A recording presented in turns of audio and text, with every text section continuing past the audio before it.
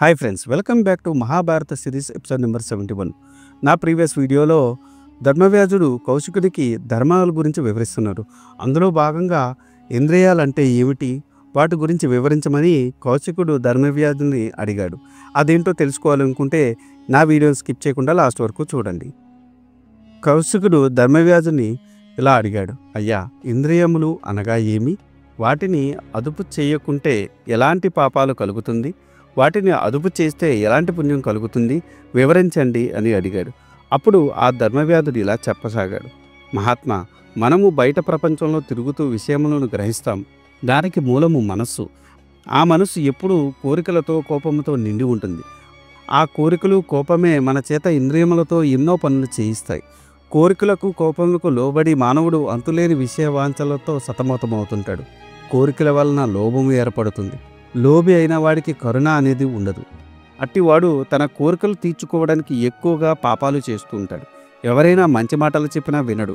దుర్మార్గులతో స్నేహం చేస్తాడు. మనస్సుతో ఆలోచించేదానికి, మాట్లాడే మాటకు, చేసే పనులకు సంబంధం ఉండదు.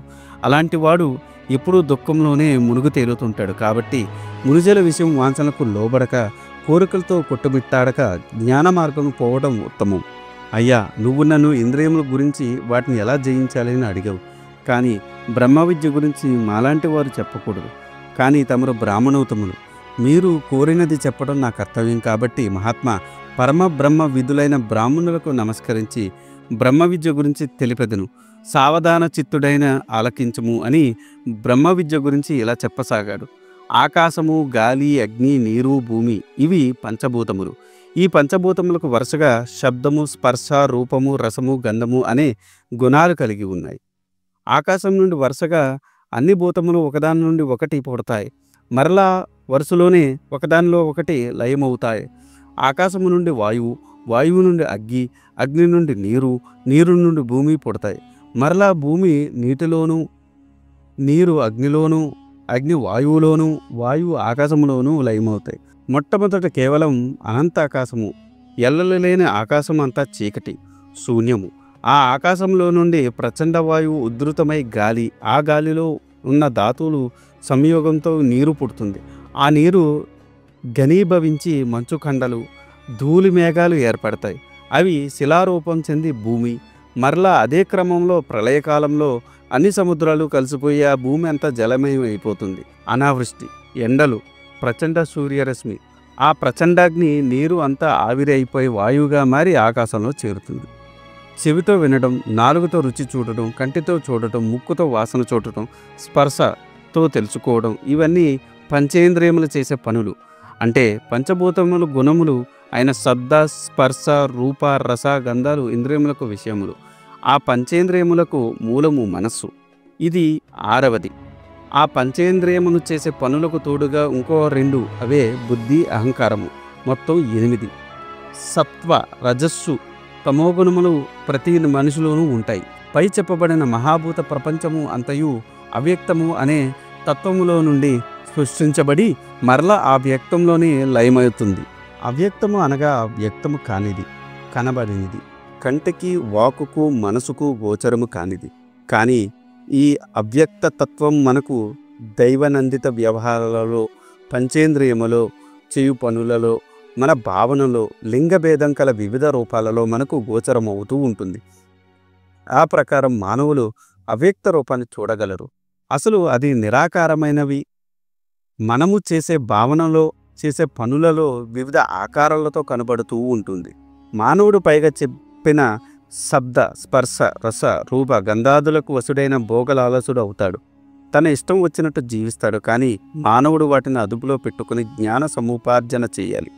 ఆ జ్ఞానం పొందినవాడు అన్ని భూతములలో తనను చూచుకుంటాడు. తపస్సు అనగా వేరే ఏమీ కాదు. ఈ విషయం వాంఛల నుండి మనస్సు జ్ఞానము వైపుకు మళ్లించడం. అదే వైరాగ్యం. అలాంటి తపస్సు చేయువానికి ఇంకా చేయవలసిన పనులు ఏమీ ఉండవు. విషయవాంఛల నుండి ఇంద్రియములను నివారించి స్వర్గం నివారించని ఎడల నరకము కలుగుతుంది. అనగా మోక్షం అనేది ఆకాశం కానీ, పాతాళంలో కానీ ఎక్కడో లేదు, భూమి మీద కూడా లేదు. కోరికతో సతమతమయ్యే మనసును అదుపులో పెట్టుకోవడమే మోక్షం. అత్యాశకు పోకుండా ఉన్నదానిలో తృప్తి పడటం నిజమైన స్వర్గం. ఆ దేహము అనేది ఒక రథము అనుకుంటే దానికి ఇంద్రియములు గుర్రములు, ఆత్మ సారథి, మనకు ఉన్న ధైర్యము పగ్గములు. మానవుడు మనసును నిగ్రహించి ధైర్యం అనే పగ్గములను గట్టిగా పట్టుకొని ఇంద్రియములు అనే అశ్వములను అదుపు చేస్తూ వేగంగా పోకుండా క్షేమమైన మార్గాన ఈ దేహము అనే రథాన్ని నడిపిస్తాడో వాడే నిజమైన ధీరుడు. మనము అనుదినము బయట ప్రపంచంలో తిరుగుతుంటాము. మన ఇంద్రియములు పోయిన చోటకి మనసు కూడా పోతూ ఉంటుంది. అది సహజము. మనం ఇంద్రియములను అదుపులో చేసుకున్న సుడిగాలికి సముద్రంలో పడవ కొట్టుకున్నట్టు మానవుని బుద్ధి చెడిపోతుంది. కాబట్టి ఇంద్రియములు అదుపులో ఉంచుకున్న వాడే జ్ఞాని, వాడే నిజమైన జ్ఞాన సమాధిలో ఉంటాడు. ఇంకా త్రిగుణముల గురించి వివరిస్తాను. గుణములు 3: సత్వ, రజస్, తమో గుణములు. అందులో తమో గుణము అంటే అతి నీచమైనది, నిందార్హము. సత్వగుణము ఉత్తమమైనది, జ్ఞానంతో కూడినది, జ్ఞాన సముపార్జన తగినది. ఇంకా రజోగుణము పై 2 గుణాల కలయిక. సుఖంగా లేని ఆకారం, అతి నిద్ర, ఎప్పుడూ దీనంగా ఉండటం, అతిగా కోరికలు, వాటి మీద భ్రాంతి, సహనం లేకపోవడం ఇవన్నీ తమో గుణ లక్షణాలు. ఎక్కువగా మమకారాలు, అన్నీ కావాలని కోరిక, లోభము, జడత్వము, అహంకారము ఇవన్నీ రాజస గుణాలు. ధైర్యము, శాంతి, కరుణ, దయ, సంతోషము, విద్యలయందు ఆసక్తి ఇవన్నీ సాత్విక గుణాలు. సాత్వికుడైన మనుజుడు జ్ఞానాన్ని సంపాదిస్తాడు. ఈ లోకంలో కనబడేవి అన్నీ శాశ్వతములు కావు అని తెలుసుకుంటాడు. కోరికలను విడిచిపెడతాడు, సుఖదుఖాలకు అతీతంగా ఉంటాడు, అహంకారాన్ని అణిచివేస్తాడు, ఇంద్రియాలను నిగ్రహిస్తాడు. అతడికి ఉత్తమ శాంతి లభిస్తుంది. సత్వగుణములు కలవాడు జన్మతః శూద్రుడైన తర్వాత జన్మలో వైశ్యునిగా జన్మించి తర్వాత జన్మలో క్షత్రుడిగా బ్రాహ్మణుడిగా పుట్టి కడకు కైవల్యం పొందుతాడు అని ధర్మావ్యాధుడు కౌశికుడికి చెప్పాడు. అప్పుడు కౌశికుడు, అయ్యా, ఈ శరీరంలో అగ్ని ఎలా పుడుతుంది, ఈ శరీరంలో ఉండే వాయువులు ఎక్కడెక్కడ ఉంటాయి, దయచేసి వివరించండి అని అడిగాడు. ఇది ఈనాటి వీడియో. ఆ తర్వాత ఏం జరిగిందో తెలుసుకోవాలనుకుంటే మీరు నా నెక్స్ట్ వీడియో కోసం వెయిట్ చేయాల్సిందే. దానికన్నా ముందు నాదొక చిన్న రిక్వెస్ట్. నేను చేసే ఈ మహాభారత సిరీస్ వ్యాస భారతం నుండి కవిత్రయం అంటే నన్నయ్య గారు, తిక్కన గారు, ఎర్రాప్రగడ గారు తెలుగులోకి అనువదించారు. అదే ఈ మహాభారతాన్ని నేను మీకు యథాతథంగా అందించాలనే సదుద్దేశంతో ఈ వీడియోలు చేస్తున్నాను.